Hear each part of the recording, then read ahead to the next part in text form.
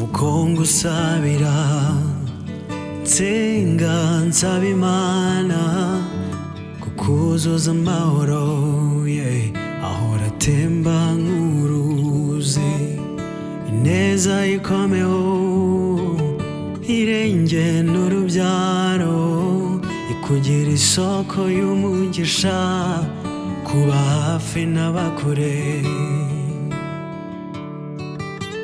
Kandi iminsi mibi ntizagutere kuva ku mwami, uzakomere wibuke ko ari ugenga byose, n'igihe inzozi zabaye impamo urenza aho wakekaga, uramenye ntuzimike izindi mana wibagirwe uhoraho.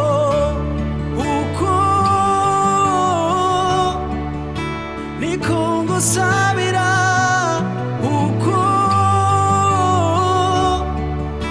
niko ngusabira, uko niko ngusabira, uko niko ngusabira. Hari igihe intege nke zizagusanga ukaba wateshuka, ndagusabira kuzambikwa imbaraga ntuzibagirwe umusaraba. Mana ntuzareke ko ijwi ryawe riceceka, uzahora umwibutsa urukundo umukunda.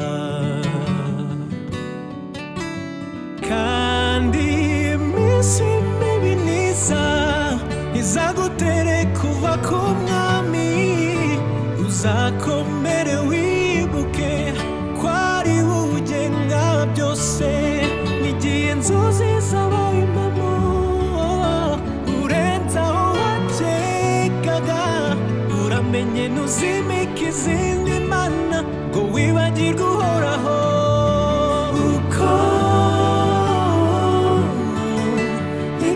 Ngusabira, uko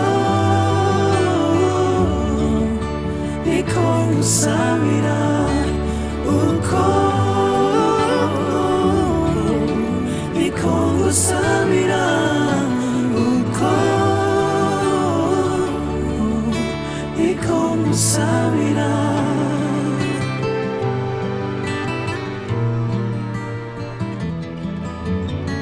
Kuko n'iminsi mibi yemeza ko Mana uri mwiza, ineza yawe ntigira iherezo, no mu minsi yacu mibi Mana uri mwiza, uri mwiza, ineza yawe ntigira iherezo.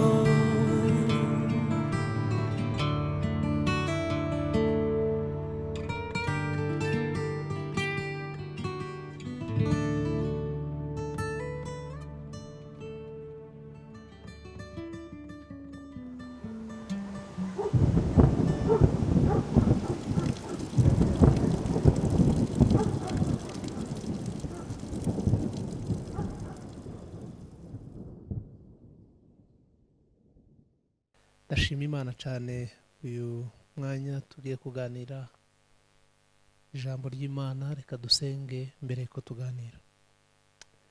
Mu izina rya Yesu Kristo umwami, umukiza, umucunguzi, umuremyi w'isi n'ijuru, ngushimiye umwanya mwiza ngiye kuganiriza ubwoko bwawe. Ndakwinginze mwami kugira ngo tujye imbere kandi utwambike imbaraga. Ubwo ngiye kuganiriza abera, abakurikira bose bahabwa umugisha, abakurikira bose batugireho umugisha mwami. Ubwo ngiye kwigisha hejuru yo gusenga, ndasaba ko itara ry'Imana rimurikira imitima y'abantu kugira ngo bashe kumva akamaro ko gusenga, kandi babyitoze, babyinjiremo, babikore, babibemo. Uri Imana ihindura, uri Imana irema, uri Imana yuzuza, uri Imana icaha, uri Imana ihana, uri Imana yigisha, uri Imana itabara, uri Imana ikiza, uri Imana itwumva. Imana ishimwe. Ndasaba ubwiza bw'Uwiteka kugira ngo bugote abantu bose, indwara zitandukanye ziri mu mibiri y'abantu zimuke zihunge, abadayimoni bahunge, imyuka y'ikuzimu itsindwe, ubutware bwa Satani bwimuke mu mitima, mu miryango. Banda delivari sande liberique sanko de visa la porchantique centro de visa la mercoti faisation de contre demandar. Ndagushimiye Kristo kuzusenya ubutware bwose bw'umwanzi, ukubaka ibyubaka ubwami bwawe. Hinguye itara ry'Imana ngo rimurike mu mitima y'abera. Hasigaye mwami, umugisha w'Imana numanuke, abarwayi bakire, abafite intege nke mu buryo bw'umwuka bahabwa imbaraga, abafite intege nke mu buryo bw'imibiri batabarwe bakire. Nizeye gukora kwawe kandi nizeye ubwiza bwawe. Mu izina rya Yesu dusenze urakoze, amen. Haleluya, haleluya. Yesu ni umwami, Yesu arakora, Yesu arasubiza. Ku Mana birashoboka. Nagira nkubwire ngo ku Mana birashoboka. Niyo theme cyangwa se insanganyamatsiko y'uyu mwanya.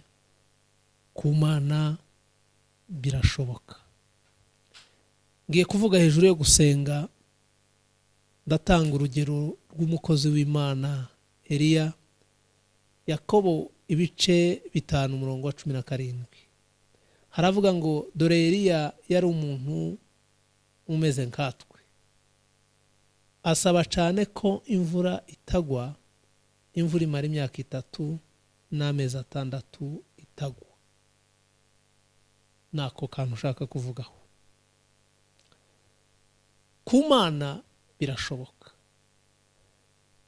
Umuhanuzi Eliya yakoze ikintu gikomeye cyo guhagarika imvura, guhagarika umugambi w'Imana, guhagarika iby'Imana yateguye, guhagarika ibisanzwe bibaho mu buzima, guteza amapfa, kwigisha abantu. Imana izitwigisha mu buryo bukomeye. Imana igira programme yihariye. Imana izikora ibirenze ubwenge n'ibitekerezo by'abantu. Umva data we. Eliya impamvu yakoze iyi mirimo, impamvu yakoze iki gitangaza, impamvu yamuhaye kugira iyi autority, no kuba yari umunyamasengesho, no kuba yari umukiranutsi, no kuba yari inkoramutima y'Imana, no kuba yari yaritoje kubana n'Imana, no kuba yari yaritoje kuganira n'Imana. Iyo twitoje kubana n'Imana, iyo twitoje kuganira n'Imana, iyo twitoje kuba inkoramutima z'Imana, ibintu byose birashoboka. Abantu bazabyibaza ngo ni gute nanje nashobora, ni gute nshobora kuba umunyamasengesho ukomeye mu rwego rukomeye. Hari igihe nanje nzamzibaza kibaza nkavuga nti ariko ni gute nabo umunyamasengesho ukomeye ufite imbaraga zikomeye z'Imana. Nzamzibaza nkavuga nti ariko Mana ko nshaka kuba umunyamasengesho ukomeye, umunyembaraga zikomeye, ariko ntushobora guhita uzirebesha amaso y'umubiri, ahubwo uzibonera kuri tele. Iyo uhuye na resistance y'imbaraga z'umwanzi, nico gihe uzubona ko ufite imbaraga zo gusenga, nico gihe uzubona ko Imana iri kumwe nawe, nico gihe utegeka bikemera, nico gihe usaba ibintu bikomeye bigasubizwa. Rero ibyo kurya cyangwa se ibintu biza bituma Imana yihesha icubahiro ni intambara zo mu buryo bw'umwuka zirwanya abera b'Imana. Iyo duhuye n'ibintu bitubangamira, nico gihe tuza dusenga, nico gihe tuza dutegeka, nico gihe duhabwa autorite, imbaraga zikomeye zo gutegeka. Ntabwo wategeka imbaraga zikomeye z'umwanzi ngo uzitegeke. Urazitegeka se kubera iyihe mpamvu? Ariko iyo uri kuri tere, iyo uri mu ivugabutumwa, nico gihura n'intambara, warangiza ugategeka.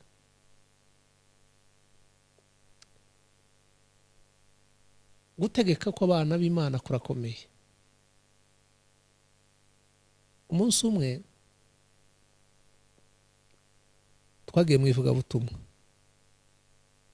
ni ikimenyetso, ni urugero ngiye kubaha. Twagiye mu ivugabutumwa, tugeze ahantu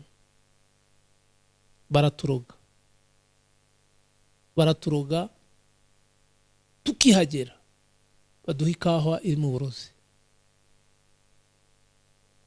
badupangira amazi ya mu gitondo bakaba bayaroze. Ibintu byose baduhaga byabaga birimo uburozi. Noneho baza kutureba mu gitondo, abagore bakiri bato. Noneho bahageze, kubera ko bari bafite ubukana, bari bafite umujinya, bari bafite uburakari, bari bafite imbaraga z'umwanzi zikomeye. Dusenze, Imana iratubwira ngo ibakubise inkoni, ngo kubera ko bariho baroga abana b'Imana, ngo bakubiswe inkoni, ngo babaye abapfakazi. Igitangaza cabaye, abo bagore bahise baba abapfakazi, abagabo babo barapfa, basigara ari abapfakazi. N'uyu munsi ni abapfakazi. Kandi hashize imyaka myinshi cyane. Twari tukiri mu muriro w'agakiza, tucakira Yesu, tukiri abasore, tukiri bato. Bagize imyaka myinshi ari abapfakazi. Nahise mbona uburyo Imana ikora. Niyo mpamvu iyo ntekereje ku masengesho cyangwa se kuri autorite ya Eliya, nje nzamwumva neza cyane, mzumva cyane. Narebye uburyo twategetse, ako kanya abo bagore bahita baba abapfakazi. Imana yahise ibahana kugira ngo ibereke ko kwica, kuroga ari bibi, kugira ngo ntibakongere kubikinisha, kugira ngo bamenye ko Imana ikomeye. Rero Eliya nibyo nawe yakoze, guteza amapfa. Abantu bategereje guhinga ngo beze, bategereje korora ngo babone amata, babeho bagira ubuzima, agateza amapfa. Kuko niko Imana izikora. Imana iziteza amapfa kubera bakiranutse. Niyo mpamvu iyo nigisha abantu gusenga cyangwa se kuganira n'Imana, kugendana n'Imana, mbwira abantu ko ku Mana byose birashoboka, ariko ntabwo byose tubyemererwa kubikora.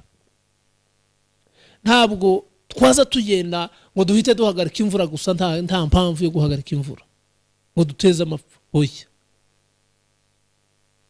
ariko ni imbaraga tuza duhura nazo turi kuri tere, turi mu ivugabutumwa.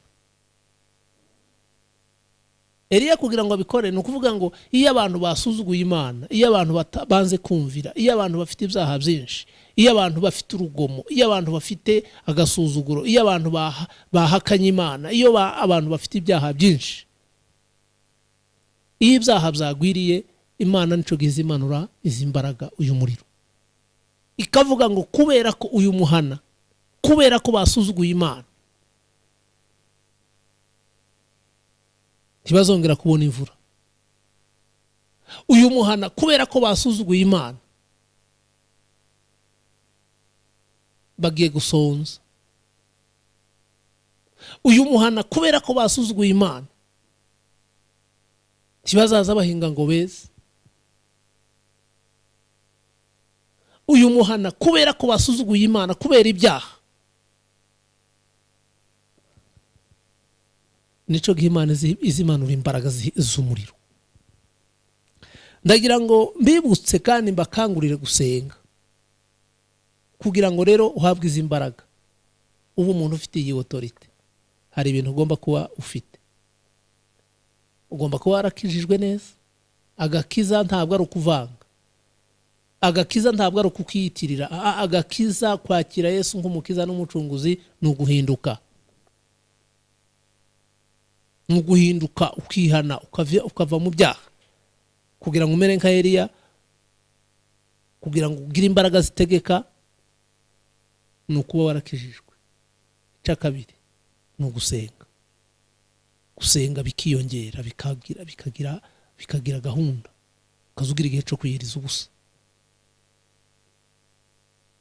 Icya gatatu guhora wiyeza, kwihana ibyaha. Icya kane ni ukwirinda.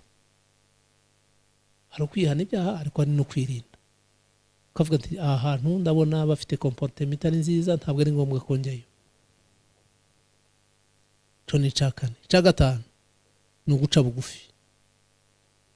Icya gatandatu ni ukwihangana. Icya karindwi ni ukubabarira. Icya munani ni ukwizera Imana.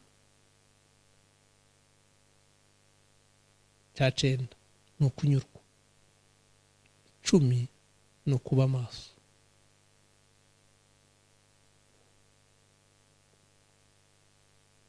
11 kutagira ubwoba. Mu by'ukuri ibyo ndiho mbabwira, ushoboye kugira ibi bintu 11 bikakubamo ukabitunga muri wowe, wamera nka Eliya.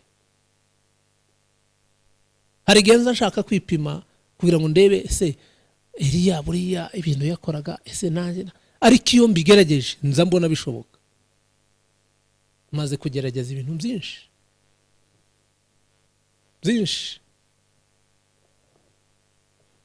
maze kwandika ibitangaza byinshi Imana yankoresheje cyangwa se yakoze, nabonesheje amaso, nsanga ni byinshi.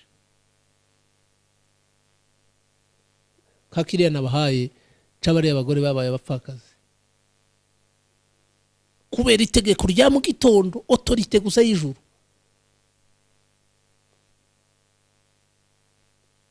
Abantu twari kumwe bamwe bari barwaye kubera ibirozi bariye, tubona bavogereye cyane, basuzuguye abantu b'Imana. Turategeka Imana rero, iyo turi kumwe nayo tugira imbaraga zo gutegeka. Dutegeka kubera dufite ubwiza, kubera ko Imana idufitiye icizere. Tuza dutegeka kubera ko Imana itwemera, kubera ko Imana iri kumwe natwe. Tuza dutegeka kubera ko turi inkoramutima z'Imana. Tuza dutegeka kubera ko turi abanyamasengesho. Rero nagira ngo bakundishe gusenga, kandi mbabwire ko byose bishoboka. Ku Mana birashoboka. Ibibazo ufite uyu munsi, ubukene ufite uyu munsi, inzara ufite uyu munsi, amadeni ufite uyu munsi, nagira nkubwire ngo ku Mana birashoboka.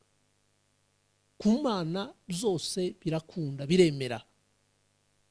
Nta kintu na kimwe kidashoboka imbere y'Imana. Imana gusaba ni ugukizwa. Gukizwa biguha amahirwe menshi